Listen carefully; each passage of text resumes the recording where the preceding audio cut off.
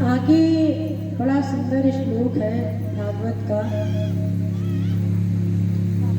धर्मः प्रोचित कैतवः परमो निर्मत्सराणां सताम्। भागवत में धर्म अर्थ काम मोक्ष सब कैतव है, सब ठगने वाले हैं। धर्म अर्थ काम मोक्ष ये सब ठगने वाले हैं। कैतव मतलब ठग। धर्म प्रोचित कैतव ये सब ठगने वाले हैं। तो धर्म अर्थ काम मोक्ष, लेकिन गौरांग महाप्रभु ने एक और बताया है। गौरांग महाप्रभु कहते हैं तार मध्य मोक्ष वांछा कैतव प्रधान। ये तीन का हिसाब तो कुछ कम गड़बड़ है, धर्म अर्थ और काम का। लेकिन जो ये चौथा है मोक्ष, ये बड़ा खतरनाक है। देखो दो प्रकार की चीजें होती हैं, एक भुक्ति एक मुक्ति। ध्यान से सुनना, बस आज बुद्धि लगा लीजिए आप, कल से आप लोगों को ज्यादा बुद्धि नहीं लगानी पड़ेगी। समझा दे रही हूँ, पता नहीं आप लोगों को कहीं ये सब चीज समझने में आए या कोई समझाने वाला मिले ना मिले, इसलिए मैं अपनी ड्यूटी पूरी करती हूँ कि मैं ईमानदारी से आप लोगों को सब बात बता दूँ। कल को आप लोग हमसे ये शिकायत तो नहीं करेंगे आपने तो हमें डिटेल में समझाया ही नहीं, या आप लोग चलो ना भी करें, भगवान की तरफ से भगवान तो ये नोट ही कर रहे हैं कि मैं ईमानदारी से आप लोगों को हर चीज बिल्कुल गहराई से समझाने का प्रयास कर रही हूँ। और अगर कभी आप लोगों के समझ में कुछ नहीं भी आता है तो यहाँ कथा के बाद मैं यहाँ सामने बैठती हूँ थोड़ी देर, तो आप लोग यहाँ हमसे पूछ भी सकते हैं, अपनी समस्या का समाधान भी कर सकते हैं। आज थोड़ा सा बुद्धि और लगा लो, कल से नहीं लगानी पड़ेगी ज़्यादा। हाँ, कहीं कहीं पे लगानी पड़ जाएगी। तो एक होती है भुक्ति, एक होती है मुक्ति। भुक्ति का मतलब क्या होता है?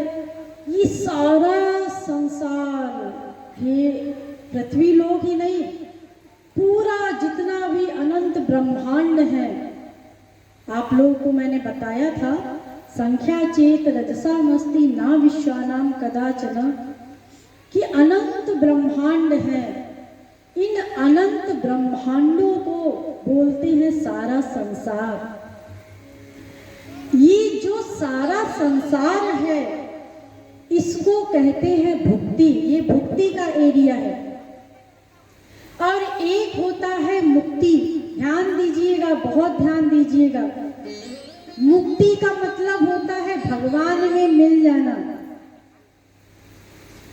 तो भुक्ति, अगर कोई भुक्ति का सुख चाहता है, संसार का सुख चाहता है, तो उसका कल्याण तो कभी ना कभी हो सकता है, ये उम्मीद है। लेकिन अगर एक बार किसी को मुक्ति हो गई, फिर उसका कल्याण कभी नहीं हो सकता। सदा सदा के लिए वो भगवान में मिल जाएगा। जो आनंद प्राप्त करना चाहता है वो आनंद नहीं मिलेगा। अगर कोई भुक्ति की कामना करता है, वैसे तो मैं तो आप लोगों को यही शिक्षा दूंगी कि भगवान से कोई कामना नहीं करनी है। देखिए, अगर हम भगवान से कामना बनाते भी हैं तो भगवान हमारी कोई कामना को पूरा नहीं करते, क्योंकि हम भगवान के पूर्ण शरणागत नहीं हैं। हाँ, लेकिन हम जिस दिन पूर्ण शरणागत हो जाएंगे उस दिन भगवान मनोकामना पूरी भी करेगा। पूर्ण शरणागत का मतलब होता है केवल भगवान से ही प्रेम करना, संसार में किसी से प्रेम ना हो। तो अगर कोई भुक्ति की कामना करता है, संसार की कामना करता भी है, तो कभी हो सकता है 84 लाख योनियों में भटकते भटकते भटकते भटकते कभी मानव देह मिल गया और कोई संत बताने वाला मिल गया और हमारी इस बुद्धि में समझ में आ भी गया, तो कभी ना कभी तो हमारा कल्याण हो ही जाएगा। लेकिन अगर एक बार मुक्ति हो गई तो वो तो सदा को भगवान में मिल गया। वो नदी सदा को समुद्र में मिल गई। समुद्र में अगर नदी मिल जाएगी तो उसका अस्तित्व समाप्त हो जाता है, फिर तो वो समुद्र ही कहलाएगी। फिर उसको वो आनंद नहीं मिलेगा जो मुक्ति की कामना करता है। एक बार अगर वो भगवान में मिल गया तो फिर उसको आनंद कभी नहीं प्राप्त होगा। तो धर्म अर्थ काम ये तो इनका हिसाब तो कुछ कम गड़बड़ है, लेकिन मोक्ष बहुत खतरनाक है। मोक्ष की कामना कभी मत करना। अरे मुक्ति तो हमारी वैसे भी हो जाएगी, अरे भगवत प्राप्ति हो गई, आनंद मिल गया, संसार से आवागमन से छुट्टी हो गई, बस मुक्ति हो गई, उसी को मुक्ति कहते हैं। लेकिन हम जिस मुक्ति की कामना करते हैं कि सदा सदा के लिए भगवान में मिल गए, तो हम आनंद से वंचित हो जाएंगे। इसलिए मुक्ति की कामना ना करना। मधुसूदन सरस्वती जी शंकराचार्य जी के सबसे बड़े विद्वान, उन्होंने इसका अर्थ लिखा हुआ है, आर्तो जिज्ञासुदर्थार्थी ज्ञानी च भर्तर्षभ। ये जो 4 शब्द है, इसका अर्थ इन्होंने भाष्य किया है, तो उसका अर्थ लिखा है, ये चा माने भगवत प्रेम। ये 5वां पुरुषार्थ है। हम लोग 4 पुरुषार्थ पढ़ते हैं, धर्म अर्थ काम मोक्ष। तो 3 तो भुक्ति के एरिया के हैं और एक जो मुक्ति है उसका मतलब भगवान में मिल जाना। लेकिन गौरांग महाप्रभु ने ये 5वां जो बताया है वो भगवत प्रेम बताया है। और वहीं पर इन्होंने भी, मधुसूदन सरस्वती ने भी ये 4 माने भगवत प्रेम बताया है कि जीवों भगवान की प्रेम का लक्ष्य बनाना, भगवान को प्राप्त करने का लक्ष्य बनाना, भुक्ति और मुक्ति का लक्ष्य मत बनाना। ये बड़ा खतरनाक है और मुक्ति का तो बिल्कुल भी लक्ष्य मत बनाना। अरे मुक्ति, हम भगवान की भक्ति करेंगे तो मुक्ति तो हो ही जाएगी। और भगवान तो वैसे भी मुक्ति ही देना चाहते हैं। वो तो चाहते हैं हमारा भक्त भक्ति ना मांग ले। भगवान डरते हैं कि ये हमारी भक्ति कर रहा है, अब ये हमसे हमारी भक्ति मांग लेगा। और जब कोई भगवान की भक्ति मांग लेता है तो भगवान को उसका दास बनना पड़ता है, उसके पीछे पीछे पीछे पीछे घूमना पड़ता है। इसलिए भगवान सोचते हैं कोई मुक्ति ना मांग ले। तो बड़े बड़े महापुरुष हुए हैं, संत हुए हैं और उन्होंने भगवान से प्रार्थना भी किया है। देखो, भगवान ने काकभुसुंडी जी से कहा है, भगवान राम बड़ा प्रसन्न हुए काकभुसुंडी जी से, और भगवान राम ने कहा काकभुसुंडी जी से कि वर मांगो। काकभुसुंडी मांगु वर, अति प्रसन्न मोहि जान, अणिमादिक सिद्धि अपर निधि, और मोक्ष सकल सुख खान। ध्यान दीजिए, देखिए भगवान काकभुसुंडी जी से क्या कह रहे हैं कि अरे काकभुसुंडी कोई वर मांग लो, भुक्ति मांग लो, संसार की कामना कर लो, अरे मुक्ति मांग लो जो सारे सुखों की खान है, अणिमा लघिमा गरिमा मांग लो।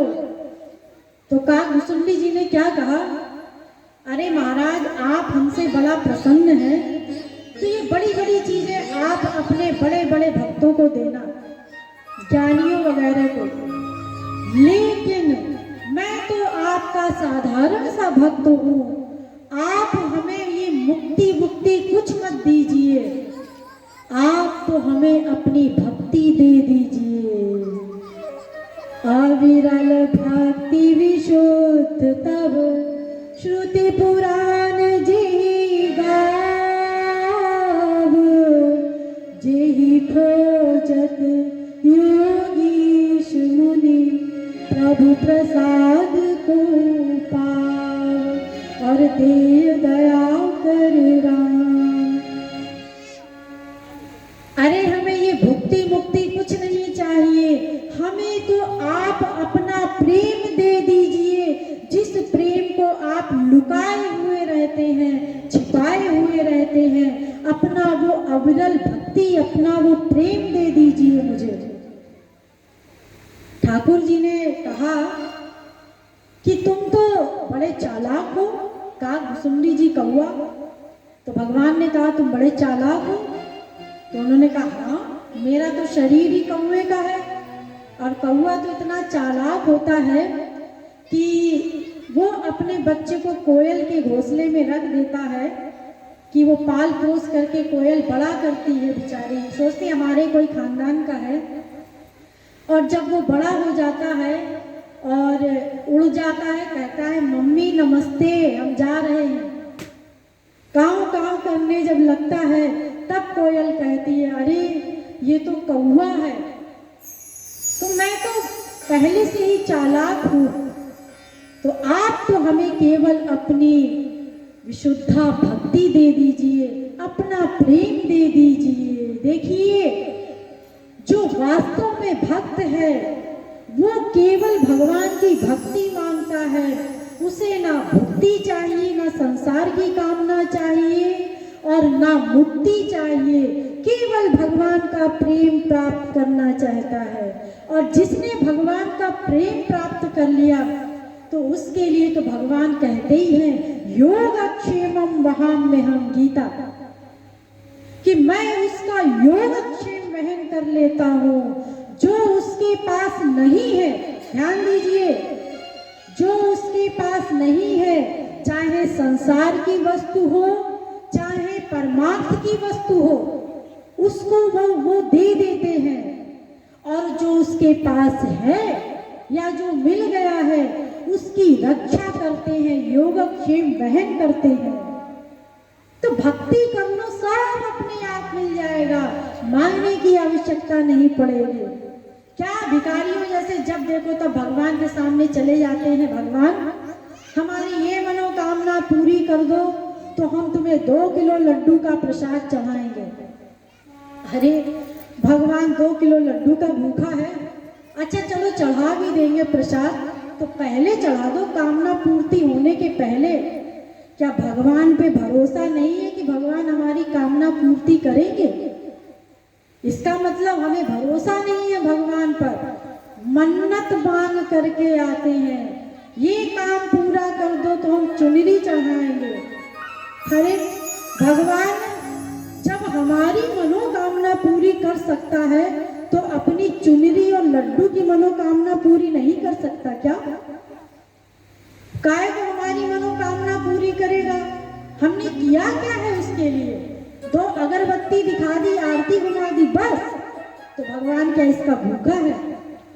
भगवान केवल प्रेम का भूखा है, उसे प्रेम चाहिए, प्रेम के अंडर में रहते हैं भगवान।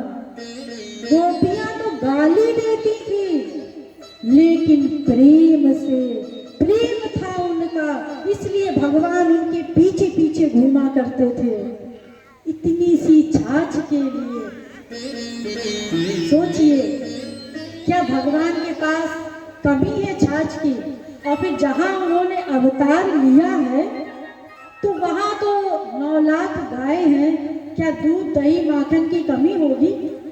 लेकिन फिर भी भगवान प्रेम के अंडर में घूमते रहते हैं, उन्हें उन्हें प्रेम चाहिए और कुछ भी नहीं चाहिए। हम प्रेम कर लें भगवान से, वो हमारे अंडर में हो जाएगा। उसके पश्चात हम जो मांगेंगे हमें मिल जाएगा।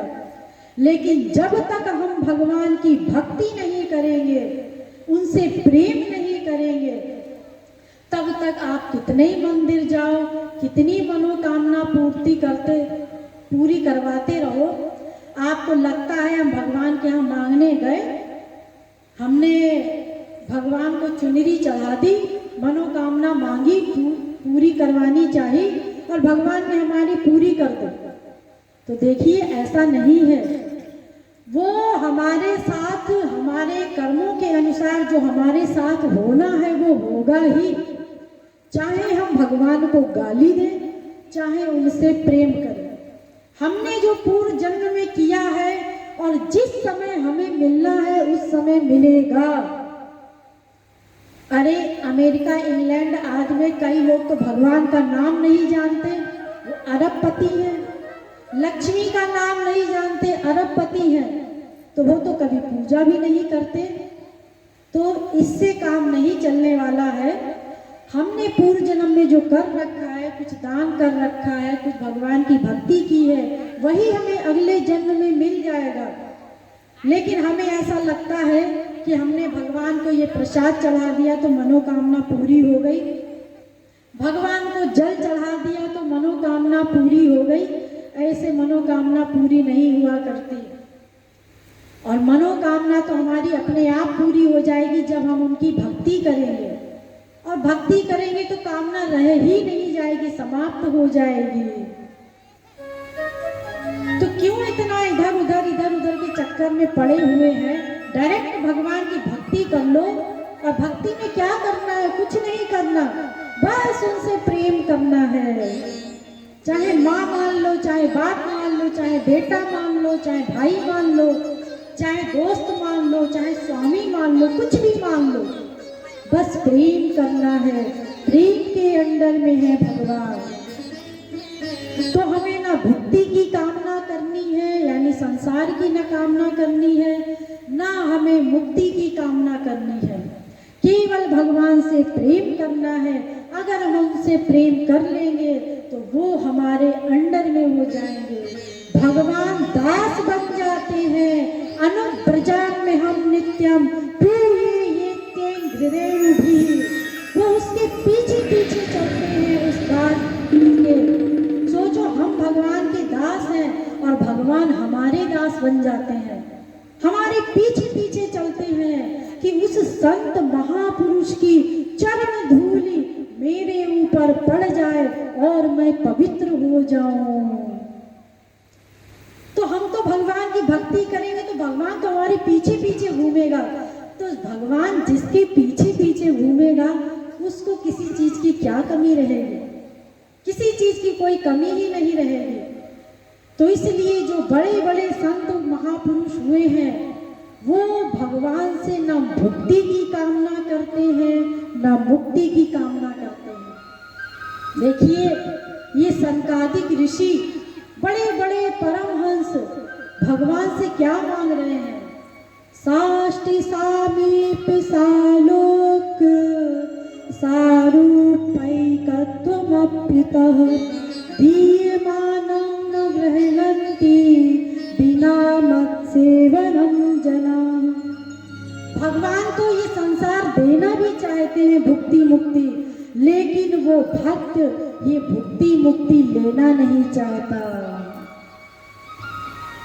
संकादिक ऋषि भगवान से कहते हैं कामं भवस्य वृजिनैर्निरये सुनश्चात् चेतो लिबत यदुनते पदयोर्मेते।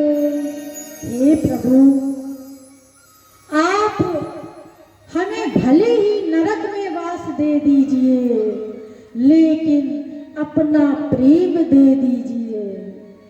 वो परमहंस नरक में वास मांग रहा है, ब्रह्मानंद में लीन रहने वाला वो परमहंस नरक में वास मांग रहा है। लेकिन एक शर्त लगा दी, आपका प्रेम हमें मिलता रहे, आपकी भक्ति हमें मिलती रहे, फिर चाहे नरक में वास दे दो। यादवेंद्र पुरी इतने बड़े महापुरुष हुए हैं, जब उनको होश आया तो उन्होंने कहा कि ये हमें समुद्र, नमकीन समुद्र रूपी मोक्ष नहीं चाहिए, हमें तो केवल अपनी भक्ति दे दीजिए प्रभु, हमें ये मोक्ष नहीं चाहिए। तो देखिए, बड़े बड़े ज्ञानियों के नेता, संतों के नेता मोक्ष को दूर कर रहे हैं, भगवान से मोक्ष नहीं मांग रहे हैं, वो भगवान से उनकी भक्ति मांग रहे हैं, उनका प्रेम मांग रहे हैं कि आप हमें केवल अपना प्रेम दे दीजिए। नंद नंदन कैशोर लीलामृत महामृग निमग्नानां किमस्माकं निर्वाण लवणाम्भसा। ये नमकीन समुद्र रूपी मोक्ष नहीं चाहिए, प्रेम चाहिए, भक्ति चाहिए। तो इसीलिए हमें ना भुक्ति की कामना करनी है, मैंने आप लोगों को बताया डिटेल में कि भुक्ति माने संसार, ना संसार की कामना करना है, ना मुक्ति की कामना करनी है, केवल भगवान की भक्ति करना है, उनसे प्रेम मांगना है, प्रेम प्राप्त करना है, बस केवल प्रेम की कामना करना है। मधुसूदन सरस्वती जी सब जगह शास्त्रार्थ करते रहते थे। एक बार वो काशी पहुंचे और जब काशी पहुंचे तो वहां पर एक उनको संत मिले, भक्त मिले। तो उन भक्त ने कहा कि तुम ये क्या सबसे शास्त्रार्थ करते रहते हो, संतों को तंग करते रहते हो, परेशान करते रहते हो, जाओ भक्ति करो। क्या जब तुम शास्त्रार्थ में जीत जाते हो तो तुम्हें आनंद मिलता है? उन्होंने कहा बहुत आनंद मिलता है। तो उन्होंने कहा अच्छा, जब तुम कभी हार जाते हो बाई चांस, तो क्या तुम्हें दुख होता है? उन्होंने कहा बहुत दुख होता है। तो संत ने कहा फिर तुम किस बात के ज्ञानी, जब तुम्हें सुख और दुख की फीलिंग हो रही है? जाओ वृंदावन जाकर के गोवर्धन की परिक्रमा करो, आंसू बहाओ, रो, भगवान को पुकारो, ये सबको तंग करना बंद करो, तब तुम्हें तुम्हारी भक्ति आगे बढ़ेगी, तब भगवत प्रेम मिलेगा।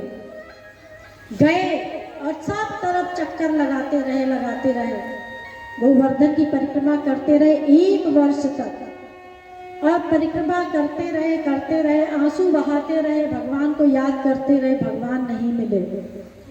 फिर वापस गए उन्हीं संत के पास कि 1 साल से आंसू बहा रहे, तुम्हारे भगवान तो मिले नहीं। तो उन्होंने कहा जाओ बेटा, अभी धीरे धीरे अंतःकरण शुद्ध हो रहा है, मन शुद्ध हो रहा है, जाओ फिर भक्ति करो। दूसरी बार गए, फिर रोए, व्याकुल हुए, तड़पे, फिर उन्हीं संत के पास गए, फिर उन्होंने भेजा।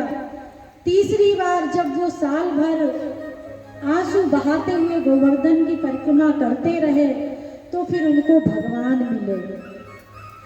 जैसे ही भगवान उनके सामने आए, उन्होंने भगवान के सामने पीठ कर लिया और कहा भगवान ने कि इतने दिनों से मेरे को पुकार रहा है, और जब मैं तेरे सामने आ गया तो तुमने पीठ कर ली। भगवान सामने आए फिर उधर पीठ कर ले, फिर भगवान सामने जाए फिर उधर पीठ कर ले। तो उसने कहा अभी तक क्यों नहीं आए, मैं इतने दिनों से रो रहा हूं, अभी तक क्यों नहीं आए? तो भगवान ने कहा कि अरे तेरे जब सारे पाप समाप्त हो जाएंगे तब तो मैं आऊंगा। भगवान ने उसके पहाड़ों के पहाड़ पाप के दिखाए, पहाड़ों के पहाड़ पाप अनंत जन्मों के। जब कोई जीव भगवान से प्रेम करते हुए अश्रुधारा प्रवाहित करता है, रोता है, हृदय से व्याकुल हो जाता है भगवान को पाने के लिए, तो उस उसके अनंत जन्मों के जितने भी पाप होते हैं वो सब भस्म हो जाते हैं, समाप्त हो जाते हैं, तभी भगवान की प्राप्ति होती है। तो इतने सारे तुम्हारे पाप थे, जब ये समाप्त हो जाएंगे तब तो मैं आऊंगा। तो ऐसे ही जब हमारे पाप समाप्त होंगे तभी भगवान आएंगे। इसीलिए हमें केवल भक्ति करते जाना है, इतना नहीं करना कि इतने दिन से रो रहे हैं अभी भगवान नहीं आए। अरे हमारा काम है रोना, आंसू बहाना, उनका काम है दर्शन दे ना दे चाहे जब दे। ये होता है निष्काम प्रेम। जब उनकी इच्छा होगी तब वो दर्शन देंगे। तो हमें ना भुक्ति की कामना करनी है ना मुक्ति की कामना करनी है, केवल उनसे प्रेम मांगना है, प्रेम प्राप्त करना है, तभी हमारा कल्याण होगा। तो इस प्रकार आप लोग ये हमेशा के लिए याद रखिए कि हमें भगवान से केवल प्रेम करना है और प्रेम करके ही हम अपने लक्ष्य को प्राप्त करेंगे। अब आप लोग थोड़ी सी देर हरि नाम संकीर्तन कर लीजिए, फिर आगे की कथा प्रारंभ करते हैं। समय कम है, बताना अधिक है, थोड़ी सी देर बस हरि नाम संकीर्तन करते। शिवा के बिहारलाल की जय। बस श्याम नाम गाने से दुख मिट जाती है कहीं पुराने से। ऐसे जीवन तो चल नहीं सकता, प्रभु को ध्याने किसी बहाने से। धारा तो बह रही है श्री राधा नाम की, धारा तो बह रही है श्री राधा नाम की, धारा तो बह रही है श्री राधा नाम की। हम हो गए दीवाने श्री राधा नाम की, हम हो गए दीवाने श्री राधा नाम की।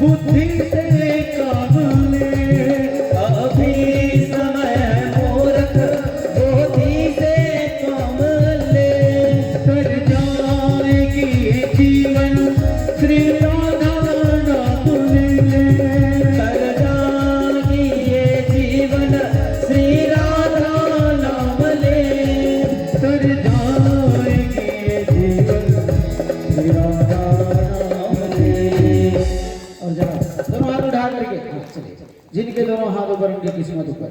धारा तो बह रही है श्री राधा नाम की, धारा तो बह रही है श्री राधा नाम की। हम होंगे दीवाने श्री राधा नाम की, हम हो गए दीवाने श्री राधा नाम के, हम हो गए दीवाने राधा नाम की। धारा तो बह रही है श्री राधा नाम की, धारा तो बह रही है श्री राधा नाम की, धारा तो बह रही है श्री राधा नाम की, धारा तो बह रही है श्री राधा नाम की, धारा तो बह रही है श्री राधा नाम की। श्री भारती बिहारी लाल की जय।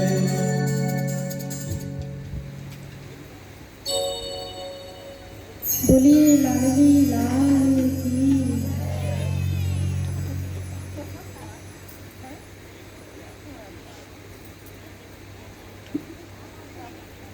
अब आगे चलते हैं।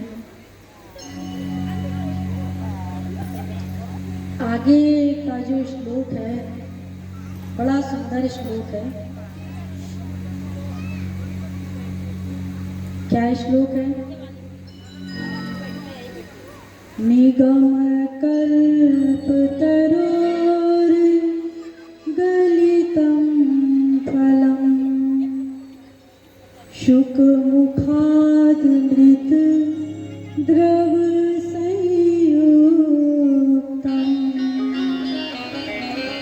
पिबत भागवतं रसमालयम्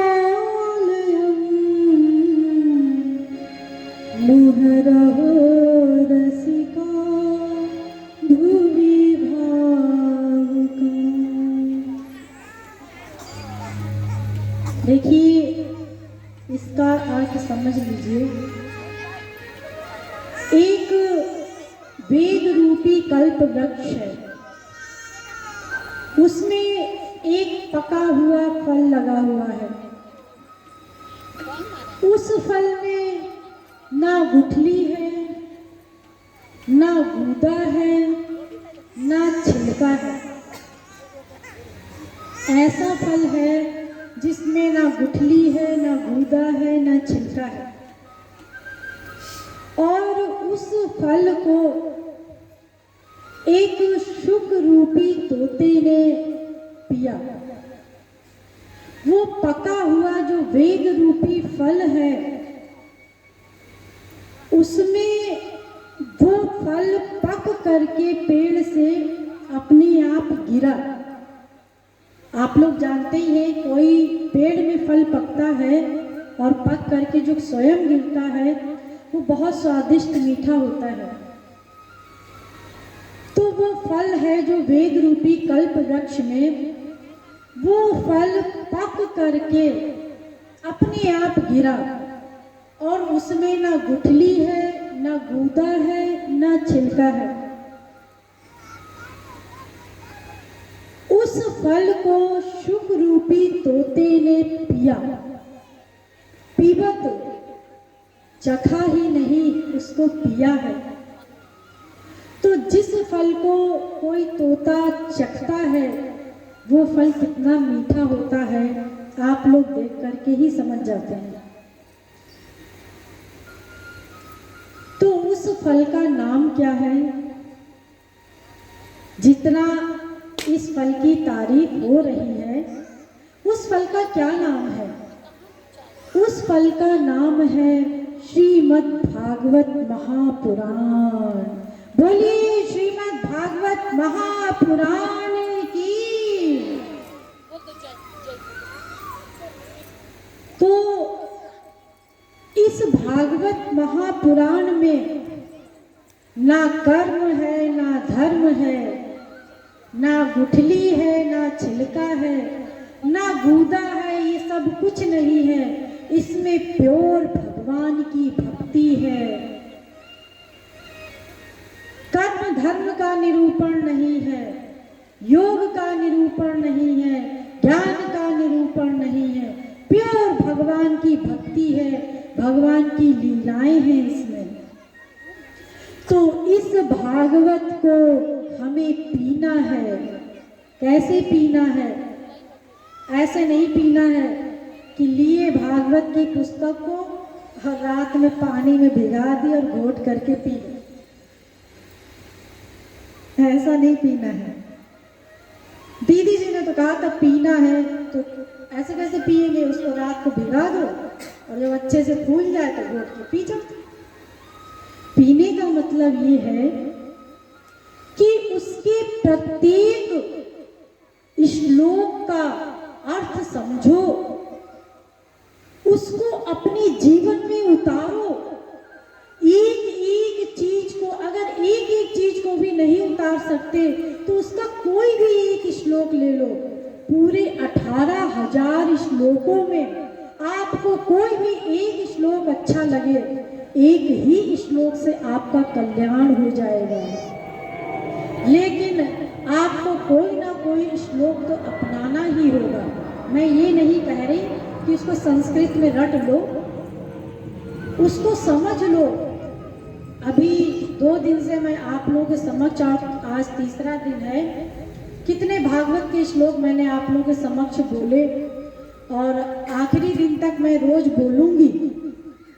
उसमें से आपको जो श्लोक अच्छा लगे, जिसका अर्थ अच्छा लगे, और यहाँ अगर आपको नहीं समझ में आए, आप हमसे आकर के पूछिए कि हमें ये श्लोक बहुत अच्छा लगा, इसका हमें अर्थ बता दो। हम उसका अर्थ और डिटेल में आप लोगों को समझा देंगे। लेकिन किसी ना किसी को तो आपको पकड़ना ही होगा, कोई ना कोई चीज तो अपने जीवन में सार्थक करनी ही पड़ेगी। देखिए, आज मैं आपको लेक्चर दे रही हूँ, चाहे आप आज करो, चाहे अनंत जन्मों बाद, कुत्ता बिल्ली गधे बनने के बाद फिर कभी मानव देह अगर मिल जाता है तब कर लो। कोई संत अगर मिल गया बताने वाला, करना तो पड़ेगा ही। तो जब आगे करना है तो 84 लाख का दुख हम क्यों भोगे? ध्यान दीजिए, बात मत कीजिए। तो 84 लाख का दुख हम क्यों भोगे? इसी जन्म में हम अपने आप को सार्थक कर लें, भगवान की प्राप्ति कर लें। तो इसलिए उसको हमें पीना है। नियम बनाइए रोज का, चाहे एक ही श्लोक रोज पढ़िए, उसी श्लोक को रोज रोज पढ़िए, लेकिन अपने जीवन में कुछ ना कुछ अपना लक्ष्य लेकर के अवश्य चलिए। अगर लक्ष्य लेकर के नहीं चलेंगे तो फिर कल्याण कभी नहीं कर सकते। एक छोटा सा बच्चा भी होता है, 5 साल का, जो स्कूल जाता है, उससे पूछो बेटा तुम क्या चाहते हो? वो कहता है हम परीक्षा में पास होना चाहते हैं। उससे फिर पूछो कि तुम परीक्षा में पास क्यों होना चाहते हो? वो कहेगा जिससे कि हम अगली कक्षा में चले जाएं। अगली कक्षा में क्यों जाना चाहते हो? जिससे कि एक के बाद एक कक्षा में जाते जाते हम BA MA डिलीट हो जाए।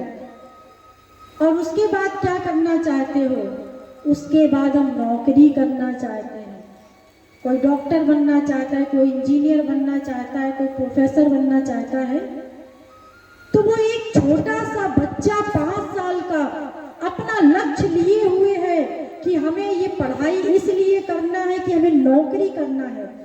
नौकरी करके क्या करोगे? पैसा कमाएंगे। एक छोटा सा बच्चा लक्ष्य लेकर के चलता है, पढ़ाई करता है। हमें जब ये समझ में आ गया है कि हमें अपना कल्याण कैसे करना है, उसके पश्चात भी अगर हम अपने लक्ष्य को लेकर के नहीं चलेंगे, अभी तक अगर हमने अपना लक्ष्य नहीं बनाया है तो आज बना लीजिए। लक्ष्य बना करके चलेंगे तो मरने के पश्चात कम से कम भगवान ये देखेंगे कि नहीं, इसका लक्ष्य था मुझको प्राप्त करने का। चलो ठीक है, इसने पाप किए होंगे लेकिन इसको फिर से मानव देह दे रहे हैं। भगवान दया करके मानव देह दे देगा। लेकिन जब हमने लक्ष्य ही नहीं बनाया है, बस रोज की तरह खाना पीना सोना उठना बैठना जागना बस यही काम है, अपना ये लक्ष्य नहीं बनाया कि हम भगवान से प्रेम करें, उनको प्राप्त करें, तो फिर ठीक है 84 लाख में भोगो, 84 लाख योनियों में भटकना पड़ेगा, ये मानव देह भी छिन जाएगा। तो इसीलिए एक लक्ष्य बनाओ, बनाना तो पड़ेगा, तो अभी बना लो तो हमारा कल्याण हो जाए। तो ये जो श्रीमद् भागवत है, इसके जो 18,000 श्लोक हैं, प्रत्येक श्लोक में वेद व्यास जी ने इतना रस भर दिया है कि अगर आप कोई भी एक श्लोक उठा करके उसको अपने जीवन में उतार लेंगे तो आपका कल्याण हो जाएगा।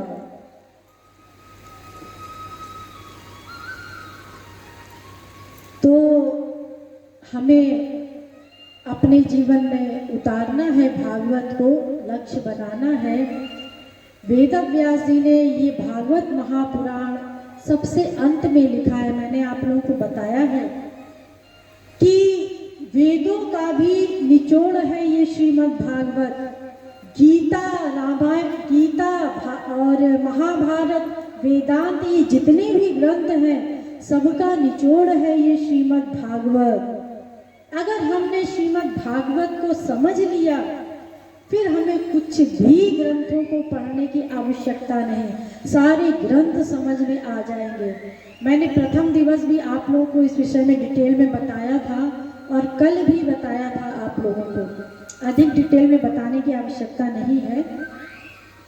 तो वेद व्यास जी ने देखो इतना सुंदर ग्रंथ लिखा, लेकिन भागवत लिखने से पहले वेद व्यास जी ने एक वेद को 4 भागों में बांटा, वेदों का व्यास किया, महाभारत बनाई 1 लाख श्लोक की, 700 श्लोक की गीता लिखी, वेदांत लिखा, उसके बाद भी अशांत थे वेद व्यास जी। वेदांत वेद सुस्नाते गीताया अपि कर्तरि परितापवति व्यासे मुह्यत्यज्ञान सागरे। गीता बनाई, महाभारत बनाई, वेदों का व्यास किया, उसके पश्चात भी अज्ञान सागर में गोते लगा रहे थे, मुह्यत्यज्ञान सागरे। वो वेद व्यास जी भगवान के अवतार अज्ञान सागर में गोते लगा रहे हैं, दुखी हैं, परेशान हैं। नारद जी ने कहा तुम क्यों परेशान हो? तो ऐसे ऐसे हमने ग्रंथ लिखे इसलिए परेशान हैं, 17 पुराण भी बना डाले। तो नारद जी ने कहा तुमने सारे ग्रंथों में कर्म धर्म का निरूपण किया है, और कर्म धर्म का अगर हम पालन करते हैं, ध्यान दीजिए बहुत इंपॉर्टेंट बात बता रहे हैं, अगर कर्म धर्म का हम पालन करते हैं तो हमें स्वर्ग मिलेगा। और अभी थोड़ी देर पहले मैंने आप लोगों को बताया था कि स्वर्ग जाने से क्या होता है। कर्म धर्म का पालन वैसे तो हम कलयुग में सही सही कर ही नहीं सकते, सतयुग त्रेता द्वापर आदि में तो कुछ लोग कर भी लेते थे, लेकिन कलयुग में कोई भी सही सही कर्म धर्म का पालन नहीं कर सकता। एक तो 80,000 ऋचाएं हैं वेद में कर्म धर्म की, केवल उन ऋचाओं को पढ़ना और समझना हमारी बुद्धि से परे है। और मान लो समझ भी लिया और उनका पालन भी कर लिया तो क्या मिलेगा? स्वर्ग, जिसके लिए वेद कहता है प्रमूढ़ाः, वो घोर मूर्ख है जो स्वर्ग जाना चाहता है। चाहे स्वर्ग में कोई पद मिल जाए, चाहे इंद्र का भी पद मिल जाए, अरे हम लोग भी अनंत बार इंद्र बन चुके हैं, अनंत बार। चलो थोड़ा सा बता दे रहे हैं। एक बार इंद्र महल बनवा रहा था, त्रैलोक्य में ऐसा महल कहीं ना हो। तो विश्वकर्मा जी को बुलाया और कहा कि ऐसा महल बनाओ कि त्रैलोक्य में ऐसा महल कहीं ना हो। बनने लगा महल। इंद्र बड़ा प्रसन्न, हमारा सबसे सुंदर महल बनेगा। भगवान की प्रेरणा से वहां पर लोमश मुनि आ गए। उनके शरीर में कहीं कहीं से रोए उखड़े हुए थे। एक हाथ में चटाई लिए हुए थे, एक हाथ में कमंडल लिए हुए थे और इंद्र के पास पहुंचे। इंद्र ने देखा, प्रणाम किया और कहा, आप कौन हैं? तो उन्होंने बताया, मैं लोमश ऋषि हूँ। तो आप अपने हाथ में चटाई और कमंडल लिए क्यों घूम रहे हैं? कहीं घर वर बनवा लो, देखो हम इतना सुंदर महल बनवा रहे हैं। तो लोमश मुनि ने कहा, छोटी सी जिंदगी है और इस छोटी सी जिंदगी में क्या घर वर बनवाना? अरे जहां भूख लगती है, जो इस कमंडल में कोई कुछ डाल देता है तो खा लेते हैं, और जहां नींद आती है तो ये चटाई बिछा लेते हैं और सो जाते हैं। क्या घर वर बनवाना छोटी सी जिंदगी के लिए? तो उतने में इंद्र ने उनकी ओर देखा तो इंद्र ने कहा, ये आपके शरीर से जगह जगह पर रोए क्यों उखड़े हुए हैं? तो लोमश मुनि ने कहा, ध्यान दीजिए। उन्होंने कहा, जब एक इंद्र की आयु पूरी होती है, एक इंद्र की आयु कितनी बड़ी होती है? हम लोगों का 1 वर्ष और उनका 1 दिन और रात्रि यानी 24 घंटे। उनका 24 घंटे और हमारा 1 वर्ष। इस प्रकार से इंद्र की आयु होती है 100 वर्ष। बस 100 वर्ष तक रहता है, इसके बाद कोई दूसरा इंद्र बनेगा। तो उन्होंने कहा कि जब एक इंद्र की आयु पूरी होती है तो हमारे शरीर से एक रोया उखड़ के अपने आप गिर जाता है। यानी जितने रोए हमारे शरीर से उखड़ चुके हैं, उतने इंद्र हमारे सामने से जा चुके हैं। और अभी मेरे शरीर में जितने रोए हैं, तो इतने इंद्र जब तक हमारे सामने से समाप्त नहीं हो जाएंगे, तो जब हमारे सारे रोए झड़ जाएंगे, तब हमारी मृत्यु होगी। इंद्र ने सोचा, ध्यान दीजिए, इंद्र ने सोचा, इतनी लंबी उम्र और ये कहते छोटी सी उम्र, छोटी सी उम्र में क्या घर वर बनवाना? उतनी सी देर में वहां पर एक चींटियों की लाइन जा रही थी। तो उस लाइन को देखा तो लोमश मुनि ने कहा, ये जितनी भी चींटियां हैं, ये सब की सब इंद्र बन चुकी हैं।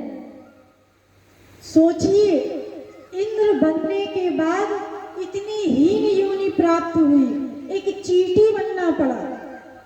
ये सारी चींटियां कई बार इंद्र बन चुकी हैं। अरे हम सब लोग इंद्र बन चुके हैं, लेकिन आज हम लोग कहाँ हैं? ये जितने कुत्ते, बिल्ली, गधे, जितने भी जीव जंतु हैं, सब करोड़ों बार इंद्र बन चुके हैं। आज उनकी क्या दशा है? और देखो, इतना बड़ा सुख मिलने के पश्चात और उसके बाद किसी को कुछ दुख मिले तो उसको कैसा लगेगा? कोई करोड़पति हो, अरबपति, खरबपति हो और भिखारी हो जाए तो वो अपने पहले सुख को याद करता है। कहाँ हम गाड़ियों में चलते थे, अब तो साइकिल भी नसीब में नहीं है। तो अब कोई इंद्र बना हो, उसके बाद वो गधा बन जाए और उससे पूछो, क्यों भाई इसके पहले तुम कहाँ थे? अरे हम तो इंद्र बने हुए थे, अब गधा बने हुए हैं। सोचो उसको कैसा लगता होगा। तो ये इंद्र का पद पा भी लो तो भी कोई काम बनने वाला नहीं है, उससे कुछ होना जाना नहीं है। इसलिए स्वर्ग का पद हम प्राप्त भी कर लेंगे तो मैंने आप लोगों को बताया था, कुछ समय के लिए तो हम वहां पर पहुंच जाएंगे, उसके पश्चात कुत्ता, बिल्ली, गधे की योनियों में पटक दिए जाएंगे। तो वेदव्यास जी ने ये जितने भी ग्रंथ बनाए हैं सब में कर्म धर्म का निरूपण किया है। और कर्म धर्म अगर हम करते भी हैं तो उसके पश्चात अगर हमें स्वर्ग मिल भी गया कर्मों के अनुसार, लेकिन उसके बाद हीन तरम व विशंति, हीन योनियों में पटक दिया जाएगा, ये मानव देह भी छिन जाएगा। तो नारद जी ने कहा तुम इतने अशांत हो, तुमने अभी तक भगवान की लीला विषय कोई ग्रंथ नहीं लिखा है। पहले भगवान की भक्ति करो और उनके दर्शन करो, उसके बाद ऐसा ग्रंथ लिखो जिसमें भगवान के नाम रूप लीला गुण धाम और संत का वर्णन है। ये भागवत का अर्थ ही है कि भगवान, उनके नाम, उनके रूप, उनकी लीला, उनके गुण, उनके धाम और उनके संत, इन 6 चीजों को मिला करके ये सब चीज भागवत में है, इसी का नाम है भागवत। तो वेदव्यास जी ने भगवान की भक्ति की, अपश्यत पुरुषम पूर्वम मायाम चा यदपाश्रयाम, बद्रिकाश्रम गए, भगवान की भक्ति की और यया सम्मोहितो जीवो, उस माया के दर्शन किए, भगवान के दर्शन किए, जीव के दर्शन किए। उसके पश्चात उन्होंने ये भागवत का निर्माण किया। जिस समय वेदव्यास जी भागवत का निर्माण कर रहे थे उसी समय शुकदेव परमहंस जी का अवतार हुआ, जन्म हुआ। शुकदेव परमहंस जी अपनी मां पिंगला के गर्भ से 12 वर्ष तक बाहर नहीं आए। पिता ने कहा वेदव्यास जी ने कि तुम बाहर क्यों नहीं आते हो? तो उन्होंने कहा माया लग जाएगी। तो उन्होंने कहा मैं तुम्हें ब्रह्म ज्ञान करा देता हूँ, माया नहीं लगेगी, बाहर आओ। तो 12 वर्ष के बाद वो बाहर आए और तुरंत चले गए अज्ञात दिशा की ओर। यम प्रव्रजंत मनुपेत मपेत कृत्यम द्वैपायनो विरह कातर आजुहाव, पुत्रेति तन्मयतया तर्वोभिनिर्दुष्टं सर्वभूत हृदयं मुनिमानतोऽस्मिन्। आगे आगे शुकदेव परमहंस जी जा रहे हैं, पीछे पीछे वेदव्यास जी पुत्र पुत्र पुकारते हुए जा रहे हैं। वो जब पीछे पीछे जा रहे थे तो उन्होंने रास्ते में एक दृश्य देखा। क्या दृश्य देखा? दृष्टवानुयात मृषिकात्मजमाप्यनग्नं देव्योरियापीर्दधुर्न सुतस्य चित्रं तद्वीक्षति प्रक्षति मुनौ जगदुस्तवा स्त्री पुंभिदानतु सुतस्य विविक्त दृष्टे। उन्होंने क्या दृश्य देखा कि शुकदेव परमहंस जी आगे आगे जा रहे हैं तो बीच में एक सरोवर पड़ा, एक तालाब, उसमें कुछ स्त्रियां निर्वस्त्र स्नान कर रही थी। तो वेदव्यास जी ने देखा, तो जैसे ही वेदव्यास जी ने देखा वैसे ही उन स्त्रियों ने पर्दा कर लिया। तो वेदव्यास जी को क्रोध आया। उन्होंने उन स्त्रियों को डांटा और कहा कि मेरा जवान पुत्र आगे आगे चला गया तब तो तुम लोगों ने पर्दा नहीं किया और मुझ बूढ़े को तुम कामी समझ रही हो, मुझे देख करके तुमने पर्दा कर लिया और तुम लोग ये तालाब में निर्वस्त्र स्नान कर रही हो, ये अक्षम्य अपराध है। तो जब उन्होंने वेदव्यास जी ने उसको डांटा तो उन स्त्रियों ने कहा कि आगे आगे जो गए हैं शुकदेव परमहंस जी, वो परमहंस हैं और आप हंस हैं। उन्होंने जब यहाँ से वो गुजरे तो उन्होंने सब कुछ देखा, जैसे तालाब देखा, हम स्त्रियों को देखा, पहाड़ देखा, पेड़ देखे, सबको एक समान रूप से देखा। ये उनकी परमहंसावस्था है। और आपकी हंसावस्था है। आपने हमको देखा, आपने हमको डांटा, इसलिए हमने पर्दा किया। आपकी हंसावस्था है और आपके बेटे की परम हंसावस्था है। तो वेदव्यास जी ने कहा कि मेरा बेटा परम हंस है और मैं हंस हूँ, ये तुम लोगों को कैसे पता? इसका मतलब तुम हमसे ज़्यादा योग्यता रखती हो। तो उन्होंने कहा, महाराज क्षमा करना, योग्यता तो हमारी आपसे बहुत कम है, लेकिन आपके पुत्र ने जब सबको समान दृष्टि से देखा तो हमने उनकी दृष्टि से ये पता लगा लिया कि वो परम हंस है। परम हंस की क्या अवस्था होती है? यत्र वा अस्य सर्वमात्मैव भूत तत्केनकम जिघ्रे तत्केनकम मनवीत तत्केनकम चुणयात तत्केनकम दुग्ग्याकार मरे केन बिजानियात। जो परम हंसावस्था में रहता है वो अपने सिवा कुछ ना देखता है, ना सुनता है, ना सोचता है, ना करता है, ना स्पर्श करता है, ना कुछ ग्रहण करता है। ये परम हंसावस्था होती है। और जब वो हंसावस्था में आता है, हंसावस्था वाला भी महापुरुष कभी कभी परम हंसावस्था में जाता है, लेकिन कभी कभी हंसावस्था में आता है तो कभी पुस्तक लिखता है, कभी एक से दूसरे को देखता है, एक दूसरे की वाणी को सुनता है, पढ़ता है। शुकदेव परमहंस ने भी भागवत को पढ़ा और परीक्षित को सुनाया था। तो उसके पश्चात शुकदेव परमहंस जी तो आगे आगे चले गए और जंगल में जाकर के कहीं पर बैठ गए समाधि में। और वेदव्यास जी वापस लौट आए।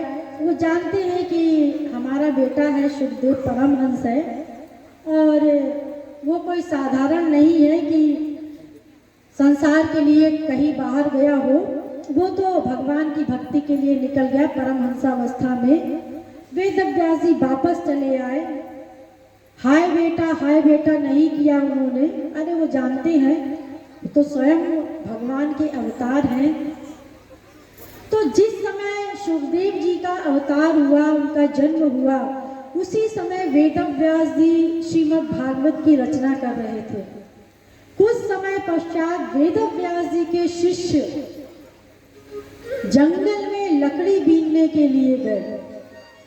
अब उन्होंने सुखदेव परमहंस जी को देखा। वो बिल्कुल समाधि में बैठे हुए हैं, ना हिल रहे हैं ना डुल रहे हैं। मच्छर मक्खी उनके ऊपर लग रहे हैं लेकिन उनको कोई असर नहीं। वो उनके जो शिष्य थे, अब बच्चे ही थे, उन्होंने उनको हिलाया डुलाया, कोई असर नहीं हुआ। गए वापस और वेदव्यास जी को बताया। वेदव्यास जी ने समाधि लगा करके देखा। उन्होंने कहा, अरे वो तो मेरा ही पुत्र है सुखदेव। वेदव्यास जी ने कहा, अब तुम जाना उनके पास, मैं एक श्लोक लिख देता हूँ, उस श्लोक को याद कर लो, उसको जा करके सुखदेव के कान में सुना देना। क्या श्लोक था वो? आज मैंने पूर्व में वंदना में ये श्लोक बोला था, आप लोग फिर से सुन लीजिए। वो श्लोक था, वरहापीडं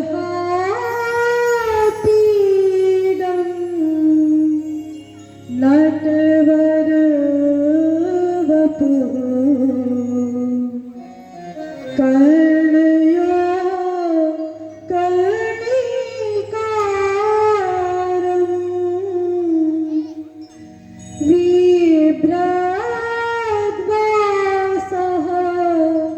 कनक कपीशा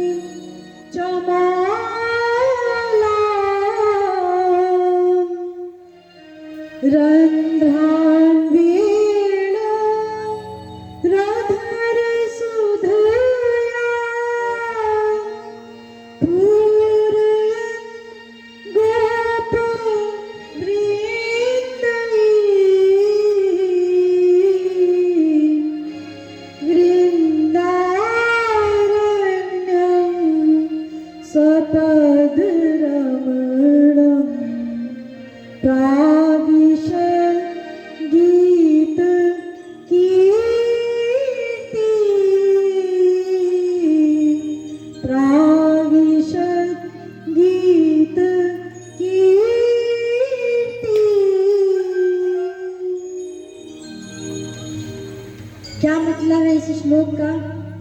इस पूरे श्लोक में श्री कृष्ण के श्रृंगार का वर्णन किया गया है। जब ये श्लोक उन शिष्यों ने सुखदेव परमहंस जी के कान में सुनाया तो उन्होंने आंख खोला और सोचा, इतने सुंदर है श्याम सुंदर, लेकिन वो हमें कहाँ मिलेंगे, हमसे पतित जीव से क्यों मिलेंगे, वो हमें नहीं मिल सकते। और फिर समाधि में चले गए। फिर उनके शिष्यों ने हिलाया डुलाया, कोई असर नहीं हुआ, वापस चले आए। फिर वेदव्यास जी के पास गए और वेदव्यास जी को बताया कि ऐसे ऐसे आंख तो खोला फिर बंद कर लिया। तो वेदव्यास जी ने कहा, मैं एक श्लोक और बोलता हूँ, उसको याद कर लो, उसको जाकर के सुखदेव परमहंस के कान में सुना देना। वो क्या श्लोक है? वो भी श्लोक मैंने आज बोला था। अहो बकीयम स्तनकालकूटं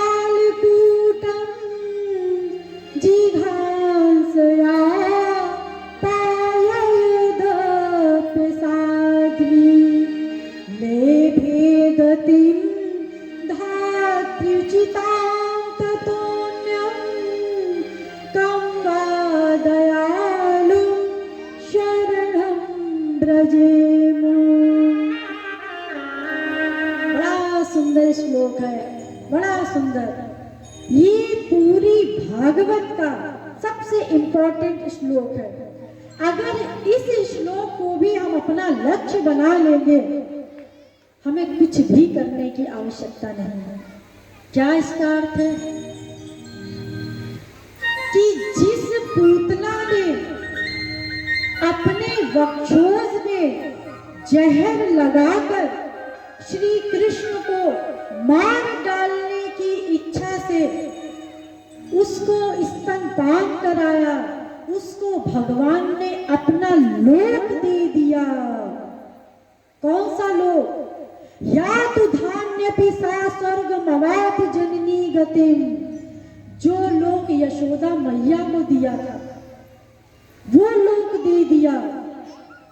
बाद में लोगों ने पूछा कि वो पूतना आपको मार डालने की इच्छा से आई थी, उसके बाद आप तो वैसे भी मन की बात नोट करते हैं, शारीरिक क्रिया नोट नहीं करते भगवान, मन की क्रिया नोट करते हैं, मन से वो क्या सोच रहा है। तो तुम तो अंतर्यामी हो, तो तुमने तो उसकी मंशा नोट की होगी कि वो जहर लगा करके मार डालने की इच्छा से आ रही है, तो उसको क्या दोगे? तो भगवान ने कहा कि यशोदा मैया जिसने अमृत पिलाया है उसको तो मैं अपना गोलोक दूंगा, लेकिन जो जहर लगा करके हमें अपना दूध पिलाने आई है उसको मैं अपना लोक ही दूंगा, उसको नरक में नहीं दे सकता, क्योंकि उसने अपना स्तनपान कराया तो वो मेरी माँ हो गई। अगर अपनी माँ को मैं नरक दे दूंगा तो लोग कहेंगे माँ वाली एक्टिंग किया, उसके बाद भी नरक दे दिया। देखिए, भगवान मन की मंशा नोट करते हैं, लेकिन ध्यान दीजिए यहीं पर, लेकिन भगवान ये बहाना ढूंढते रहते हैं कि किस प्रकार जीव का कल्याण हो जाए, कैसे भी जीव का कल्याण हो जाए, बस ये बहाना ढूंढते रहते हैं। इतने दयालु है श्याम सुंदर।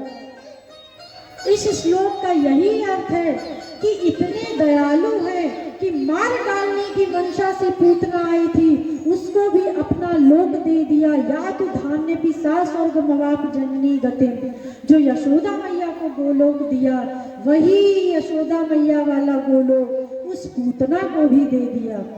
इतने दयालु, इतने कृपालु श्याम सुंदर को छोड़ करके हम इस संसार में भटक रहे हैं। उनको छोड़ करके हम और किसकी शरण में जाएं? इतने दयालु हैं श्याम सुंदर, फिर तो हमारा कल्याण निश्चित हो जाएगा। जैसे ही सुखदेव परमहंस जी ने इस श्लोक को सुना, उनकी समाधि टूट गई। सोचिए, ब्रह्मानंद की समाधि कोई साधारण समाधि नहीं होती। ये माइक आनंद नहीं होता जो हम लोगों को रोज मिलता है संसार में।